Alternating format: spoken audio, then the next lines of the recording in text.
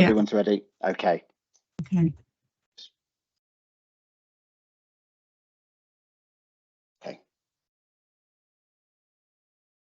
Okay, good afternoon, everybody, and welcome to today's webinar. Today's webinar is for the Senior IT and Digital Officer, which is vacancy number 327227. Sorry, lots of twos in that. I apologise, we are a few minutes late, so we will crack straight on. Just having a little look at what we're going to cover. Sorry, my name is Jenny. I work in the HR team. Joining us today, we've got John Pound, Principal HR Officer, who is driving our slides for us. And we've got Richard Marsh, who is Head of IT and Digital Services. And he is also going to deliver some slides. Unfortunately, we couldn't get our CEO here today. So we are going to have a little, the recording is shared, sorry.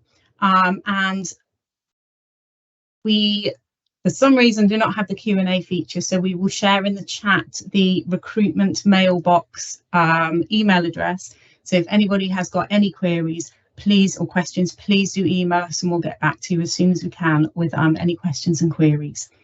Sorry, Jenny, can I just say they won't have access to the chat either. So if I just skip to the last slide momentarily, it's got our email address on it, which people can use to email the questions. We will pick them up.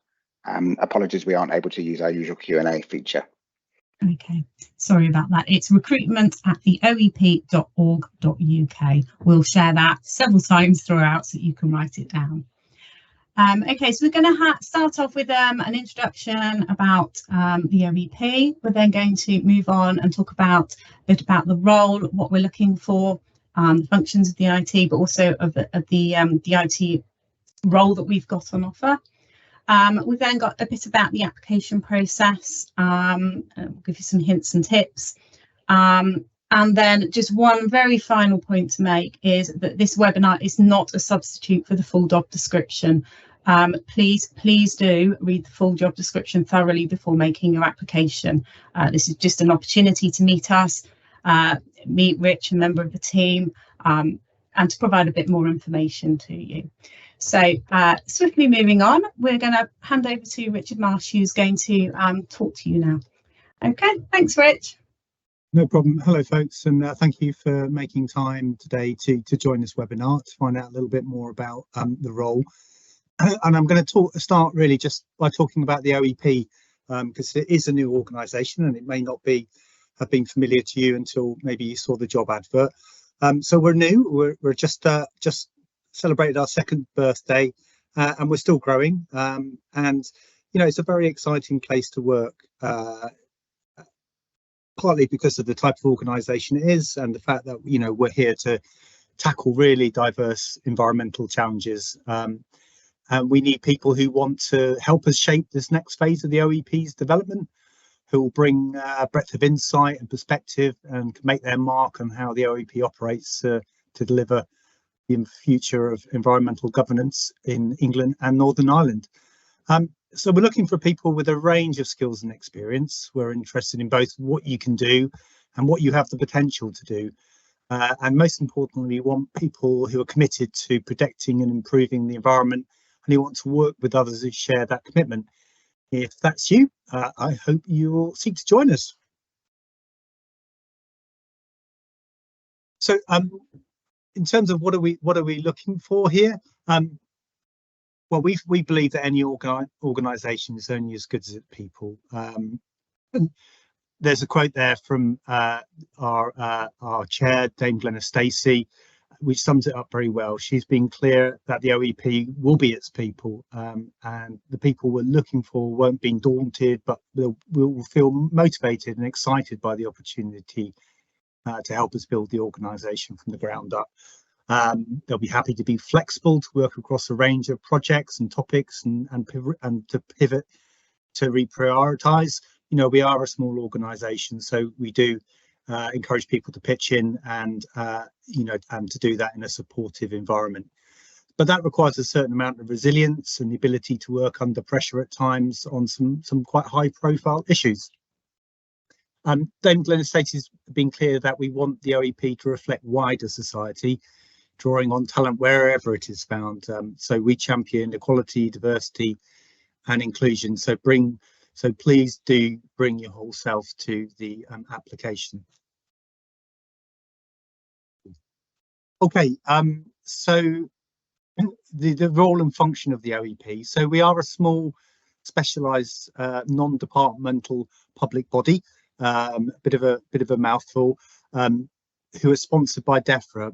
But what that means is that we are independent and legally separate from the Crown. And our powers are actually provided by the Environment Act 2021, which sets out what we can and can't do in relation to environmental matters. And it's a really key part of a new system of environmental governance here in the UK. And our remit is to cover England and Northern Ireland and things that are called reserve matters, which basically means things that can only be settled by the Parliament in Westminster. And really our principal objective is to contribute to environmental protection and to the improvement of the natural environment, which obviously is something that is of great interest to a lot of people. Okay, so just starting to talk a little bit about the role and the function.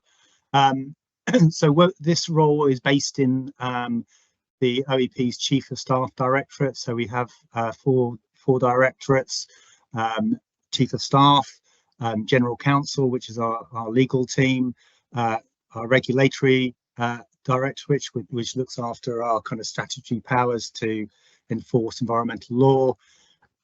And we also have an insights function which kind of gathers and disseminates all the evidence and information that informs our work.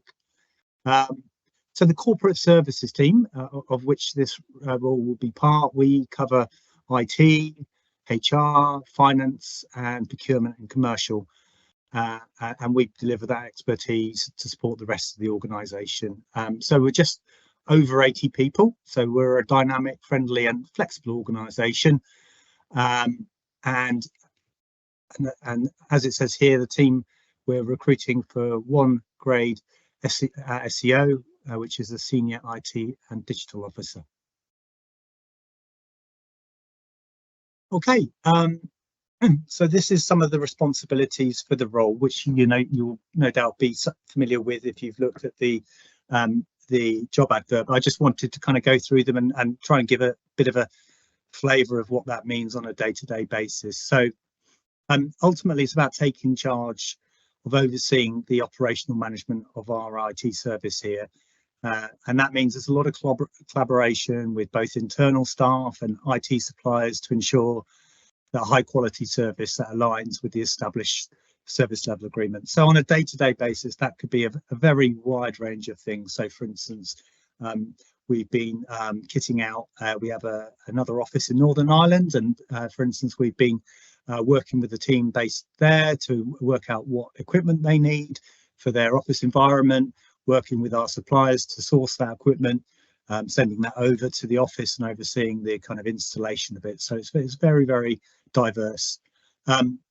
It's really is a sort of day-to-day operational role, so it will have a lot of contact with our IT suppliers. So we have an IT estate which is entirely managed by suppliers. So really our role here is to hold suppliers to account and make sure that they're hitting the standards that we expect, and working with them to deliver the things that we decide are important as an organisation. So that could be things from managing requests. So somebody saying, I need a new keyboard, through to I need some specialist software for me to be able to do my job. It might be an incident where somebody might have lost their mobile phone or something like that.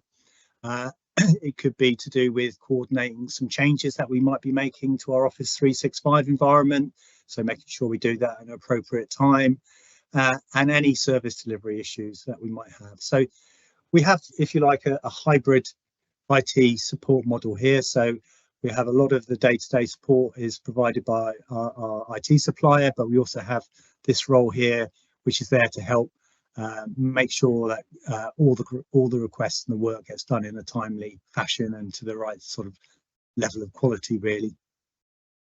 So there's a lot of collaboration with our colleagues in finance. So like a lot of organisations, we run a yearly business plan, which basically talks about what we're going to do in the year and how much it's going to cost. And as we spend money against that, it's important for us to track that spend and to make sure that, you know, we stay on forecast, or at the very least we flag, you know, if we're coming under or over. So there's a lot of working with the finance team to make sure various documents are updated on that. We also provide ad hoc and planned assistance and guidance to OEP staff on the effective use of PC and mobile devices, Office 365 and Windows. So for instance, we recently ran some training on how to best use SharePoint and OneDrive, as well as we do roughly every year we do a refresher course on information security and how to be sort of dealing with data safely. Allied to that, we have a whole range of IT policies, everything from acceptable use policy through to remote working, and we have a regime of checking those and reviewing those on a yearly basis and working with our data protection officer to make sure that they're compliant with all the relevant legislation, especially GDPR. The role would be managing the administration and management of the OEP SharePoint site.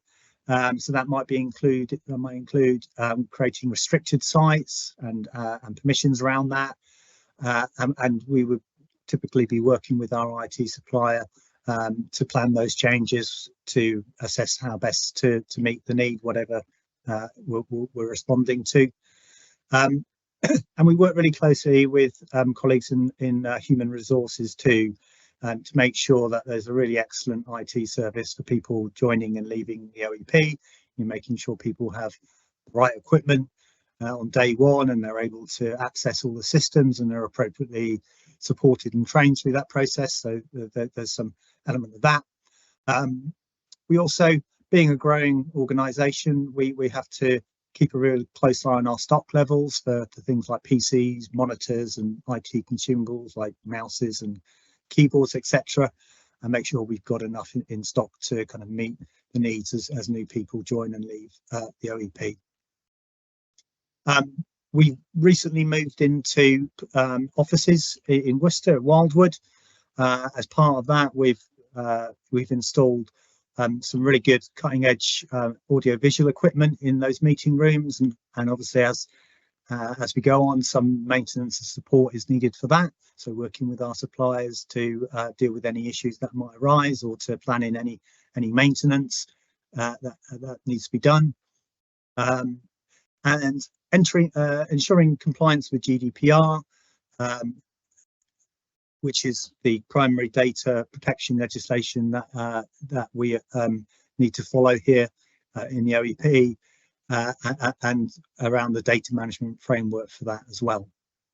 And finally, we use something called software asset management, which is some clever software that sits in the background that monitors all the software licenses that are used across the organisation, and the role holder will be responsible for monitoring that and making sure that we're utilising all our licenses effectively, and you know, we've not got, for instance, dormant licenses sat there that we're paying for that aren't being used. So so there's some of the responsibilities. It says at the bottom there, the above list, thank you, John, is not exclusive or exhaustive, and you know, the post holder would be required to undertake such tasks as may be reasonable to be expected, and I think that reflects the fact that, you know, we are a small, nimble organisation, and we have to be flexible and to kind of pitch in where necessary.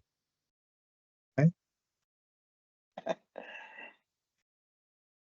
Great. Okay, so this is talking about some of the essential skills and experience. So ideally, yeah, we would love to have a degree in computer science or equivalent, professional qualifications such as ITIL, information technology, information library, or you may be coming from a position where you've built up your experience in a similar role. We're very happy to hear from you in any of those situations. But we are looking for people that have experience of managing and providing best practice guidance on Microsoft products in a corporate environment. We, a Microsoft environment through and through, and we're looking for somebody with, some quite deep understanding of how those apps and how that environment is managed.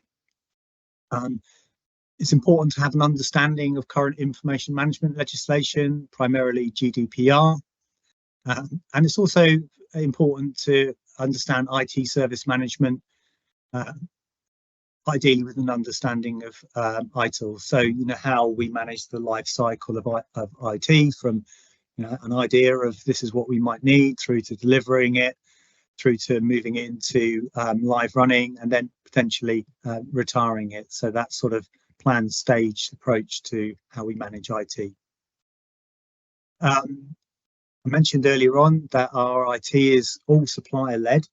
So because of that, there's always plenty of activity around procurement.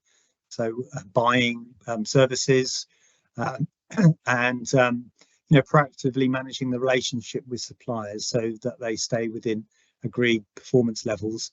So that's really important to us. It's important that the service is high quality and it meets the standards that we've set for it, and a lot of it is working with suppliers to make sure that happens.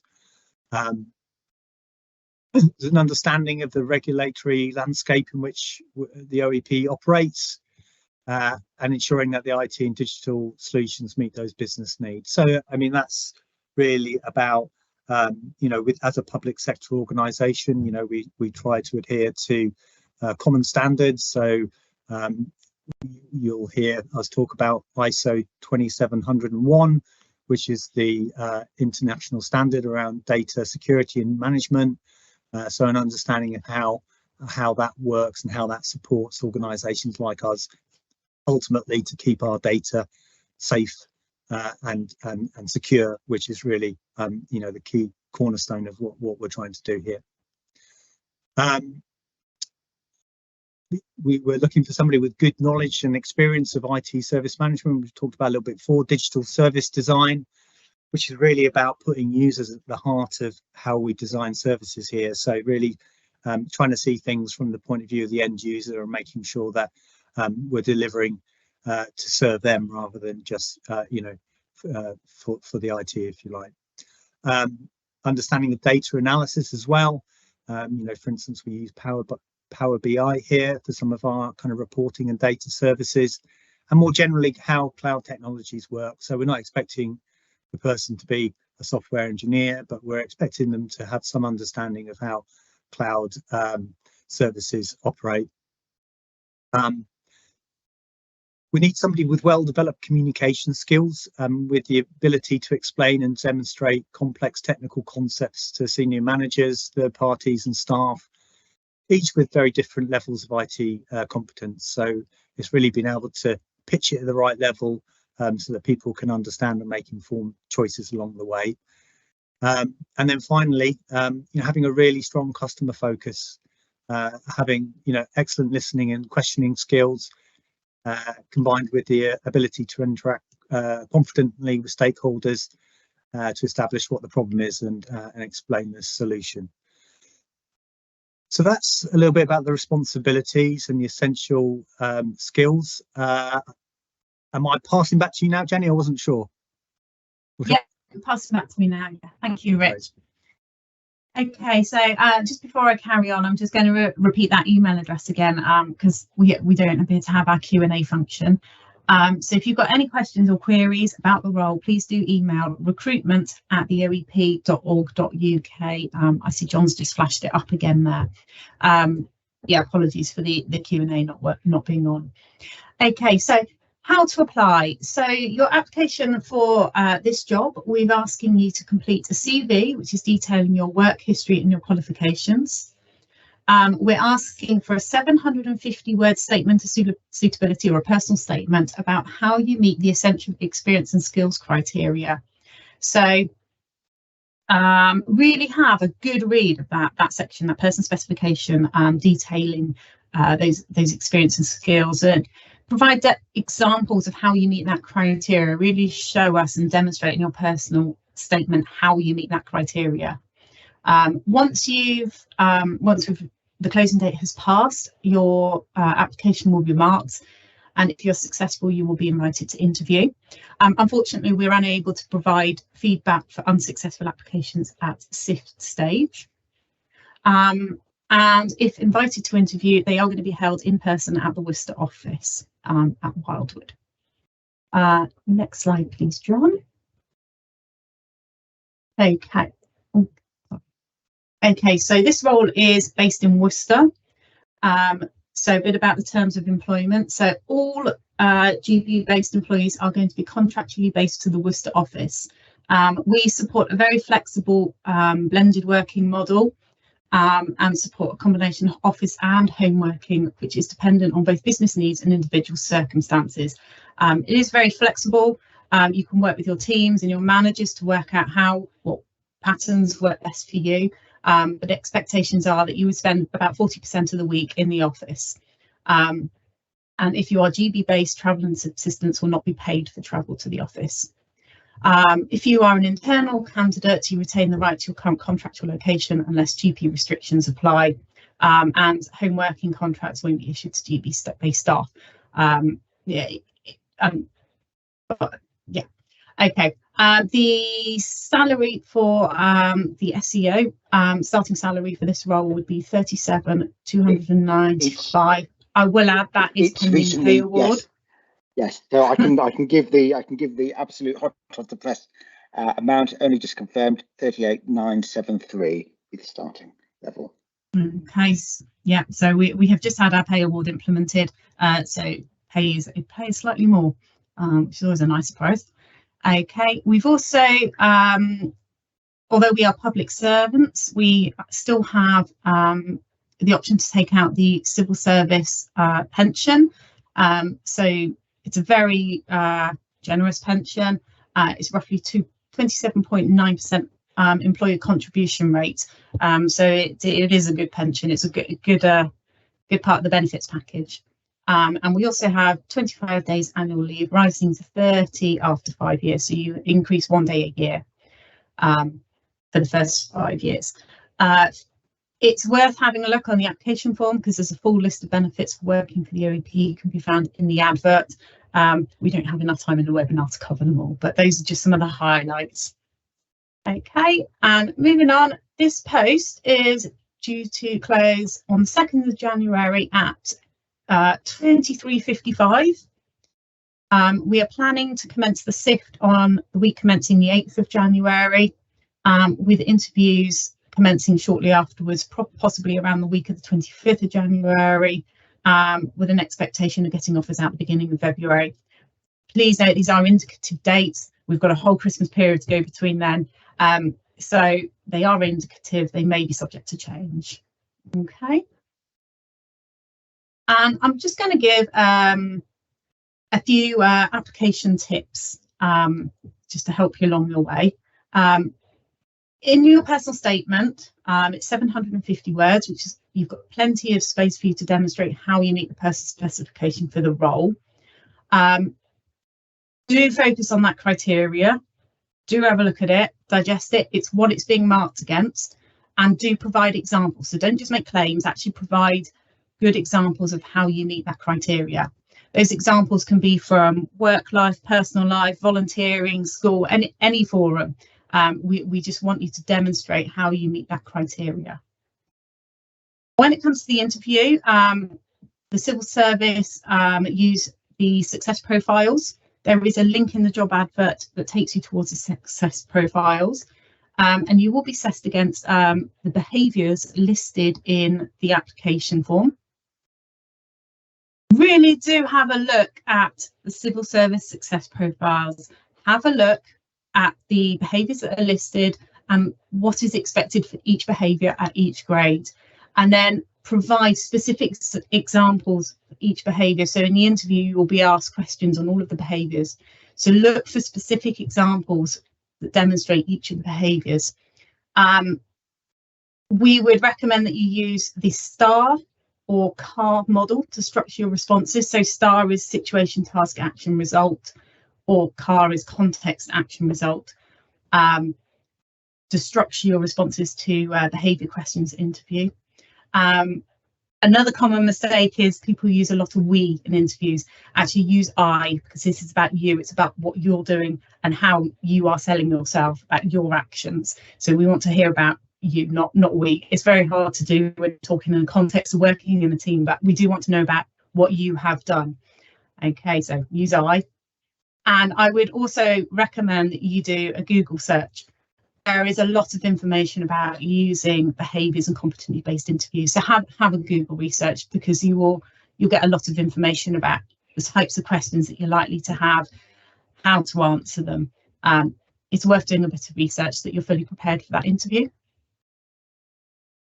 Okay, we can't do the Q&A, unfortunately, but I will repeat the email address again. So if you have any questions or queries, would like to find out a bit more, or have specific questions, please do email recruitment@theoep.org.uk and we will get back to you as soon as we can. Okay, well, haven't been any yet into the mailbox. I've also checked the junk folder as well. Nothing in there at the moment, but Jenny says, don't have time today or think of something afterwards, please do use that same email address.